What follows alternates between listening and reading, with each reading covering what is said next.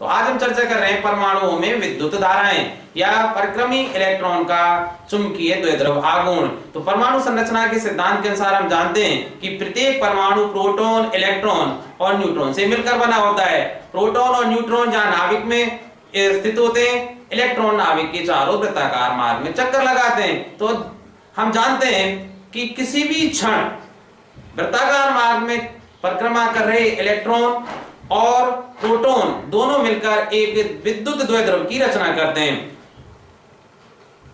लेकिन इस विद्युत द्विध्रुव की जो दिशा है वो निरंतर परिवर्तित होती रहती है। इस कारण किसी भी क्षण इस विद्युत द्विध्रुव आघूर्ण का औसत मान शून्य होगा।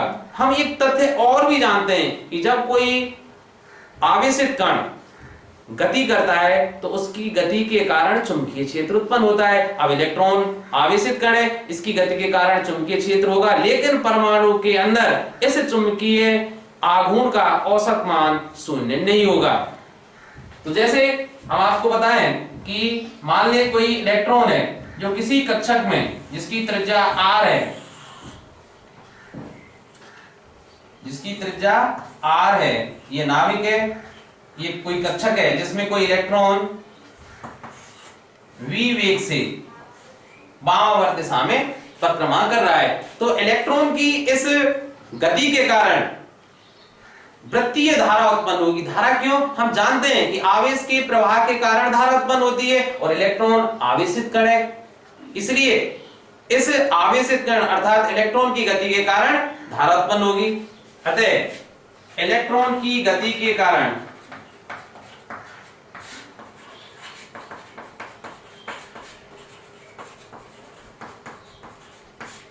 उत्पन्न वृत्तीय धारा और धारा बराबर होता है आवेश बटे समय। तो I अब इलेक्ट्रॉन पर आवेश माइनस E बटे T। यहां माइनस चिन्ह इस बात को व्यक्त करता है या दिखा रहा है कि इलेक्ट्रॉन की गति के कारण जो वृत्तीय धारा उत्पन्न हो रही है वो इलेक्ट्रॉन के गति के विपरीत दिशा में होती है। अगर जैसे इलेक्ट्रॉन यहाँ वामावर्त दिशा में चक्कर लगा रहा है इस तरह से, तो जो वृत्तीय धारा I होगी वो दक्षिणावर्त दिशा में क्लॉकवाइज में उत्पन्न होगी। यहाँ जो T है, T इलेक्ट्रॉन का परिक्रमण काल है, परिक्रमण काल जिसे हम आवर्त काल भी या टाइम पीरियड कहते हैं, और वो बराबर होगा दूरी बटे समय। क्योंकि इलेक्ट्रॉन एक चक्कर में इस वृत्तीय पथ की परिधि के बराबर दूरी तय करेगा, अर्थात तय की गई दूरी जो होगी वो 2 पाई r होगी।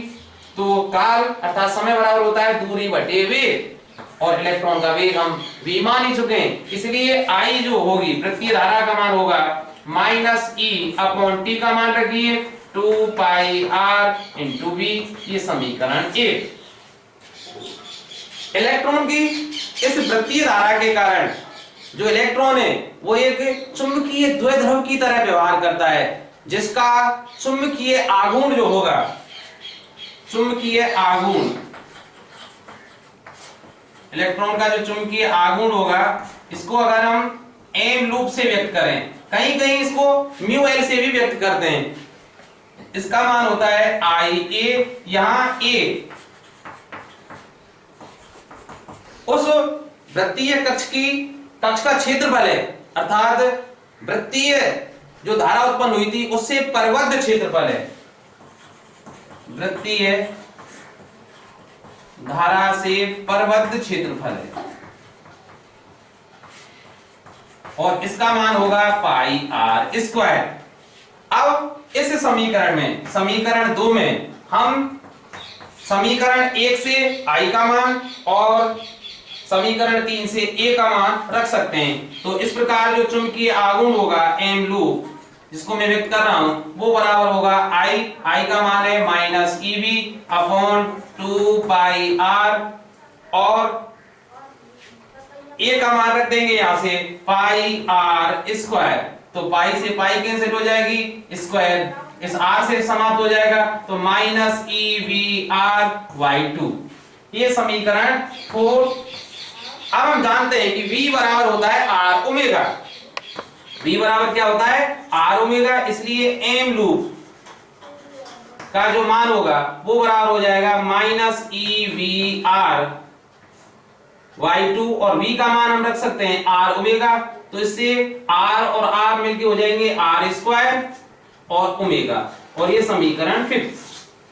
अगर समीकरण 4 को हम सदिश रूप में व्यक्त करना चाहें, अर्थात जो चुंबकीय आघूर्ण का मान है उसको अगर हम सदिश रूप से दिखाना चाहें तो वो होगा m लूप बराबर, या देखिए नहीं बाद में दिखा देंगे इसको, और चुंबकीय जो आघूर्ण की, हाँ इसको बाद में सदिश रूप में व्यक्त करेंगे। थोड़ा सा हम और इसमें एक चीज बताना चाहेंगे आपको कि इस वृत्तीय धारा के कारण इलेक्ट्रॉन में कोणीय संवेग भी उत्पन्न होगा। तो कोणीय संवेग का मान है, इलेक्ट्रॉन के जो कोणीय संवेग है जिसको हम प्राय L या J से व्यक्त करते, तो फिलहाल हम L से व्यक्त कर रहे हैं यहाँ, तो L बराबर होता है R क्रॉस P, सदिश L के रूप में अगर व्यक्त करें तो R क्रॉस P, R है और P होता है mv, P क्या है संवेग, इसलिए मैं इसको सीधे सीधे लिख सकता हूं MeVr, यहाँ Me मास ऑफ इलेक्ट्रॉन अर्थात इलेक्ट्रॉन का द्रव्यमान है, V इलेक्ट्रॉन का वेग है, R उस पथ की त्रिज्या है जिसमें इलेक्ट्रॉन परिभ्रमण कर रहा है। तो L, और इससे मैं क्या निकाल सकता हूं R का मान, क्योंकि समीकरण यहां देखिए समीकरण 4 में m लूप का मान क्या था माइनस EVr/2, तो R का मान इस समीकरण से ज्ञात कर सकते हैं, तो R बराबर होगा L/MEV। तो इसको समीकरण 4 में रखिए, तब m लूप का जो मान है वो आ जाएगा माइनस EV, और R के स्थान पर L/2MEV, V से V कैंसिल हो जाएगा, तो बराबर माइनस EL/2ME। और अगर इसे मैं सदिश रूप में व्यक्त करना चाहूं, ये समीकरण 6 को अगर हम सदिश रूप में लिखना चाहें तो m लूप बराबर होगा माइनस EL/2ME। ये समीकरण 7। हम यहां एक बात और आपको बता दें, जो m लूप है अर्थात चुंबकीय आघूर्ण, और चुंबकीय आघूर्ण की दिशा ज्ञात की जाती है वृत्तीय धाराओं के दाहिने हाथ के हथेली नियम से, और इससे अगर इसकी दिशा निकाली जाए तो वो इलेक्ट्रॉन का जो तल है उसके लंबवत नीचे की ओर होगी, तो ये दिशा होगी m लूप की।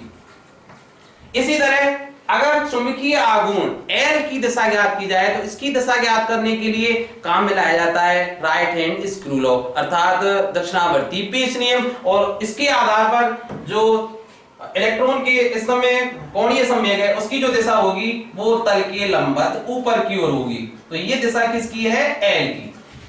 तो हमने आपको दोनों की दिशा बता दी। अब एक बात और, अगर इसमें बोर की थ्योरी और लगा दी जाए तो बोर ने एक बात बताई थी कि इलेक्ट्रॉन केवल उन्हीं स्थायी कक्षाओं में चक्कर लगाते हैं जिनका कोणीय संवेग h/2π का पूर्ण गुणज होता है। तो बोर के सिद्धांत अनुसार, नील्स बोर का जो सिद्धांत था,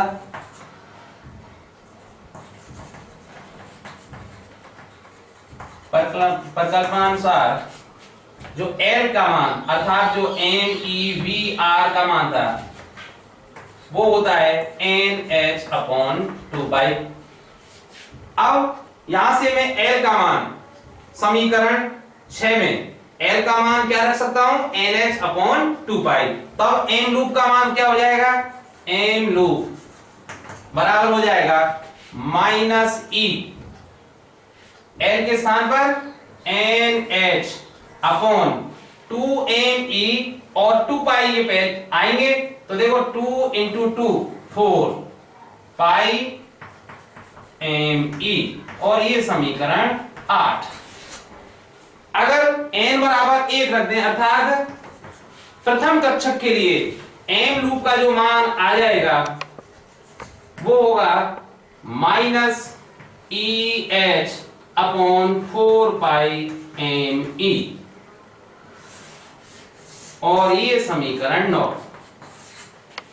जो आप समीकरण 9 देख रहे हैं ना, यह एम लूप बराबर माइनस EH अपॉन 4 पाई ME, इसको बोर मैग्नेटोन भी कहते हैं। इसको क्या कहते हैं? Bore magneton. और इसका मान हम आसानी से ज्ञात कर सकते हैं। कैसे? E का मान हम जानते हैं, H का मान जानते हैं हम, H प्लैंक कांस्टेंट है 4 पाई ME, और इलेक्ट्रॉन का द्रव्यमान भी हम ज्ञात कर सकते हैं। तो इसका जो परमाणु होगा एम लूप का, अर्थात बोर मैग्नेटोन का, उसका हम मान आसानी से ज्ञात कर सकते हैं।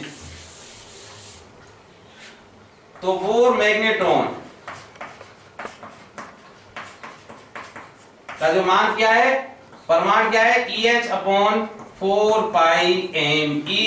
E का मान रखिए 1.6 10 की पावर माइनस 19 कूलाम होता है इलेक्ट्रॉन का आवेश। H प्लैंक कांस्टेंट है जिसका मान होता है 6.62 इंटू 10 की power minus 34 joule into second, upon 4 पाई का मान हम जानते हैं 3.14 ME मास ऑफ इलेक्ट्रॉन, और मास ऑफ इलेक्ट्रॉन हम जानते हैं 9.1 10 की पावर माइनस 31। और अगर इस सभी को कैलकुलेट किया जाए, आप आसानी से इसको कैलकुलेट कर सकते हैं। मैं सीधा ही मैं आपको बता रहा हूं, इसका मान होगा 9.27 10 की power minus 24 ampere metre square. तो इस आधार पर हम बोर मैग्नेटोन की गणना भी कर सकते हैं।